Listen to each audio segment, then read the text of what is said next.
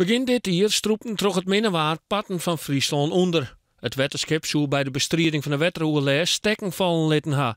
Zo binnen leden van het dijstig bestuur te let inlichten over de problemen en is er te let ingrepen. Zo weer de kritiek van algemeen bestuurslid Sjerp de Jong. Nou, ik denk als men een marierwisseling was om de olieballenbakken geweest is, maar net toen het wetterschip dacht het. En dus daar is natuurlijk wat mis mee gegaan.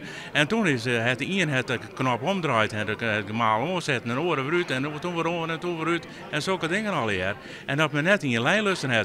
Het actiecentrum weer net op water, men hier kwam net goed bij elkaar. Er waren alle zaken die net klopten. Uit zijn de Jong stieren alle leden van het algemeen bestuur achter het wetterschip. Zo die blikken juist doen bij de evaluatie van de wetteroerlijst.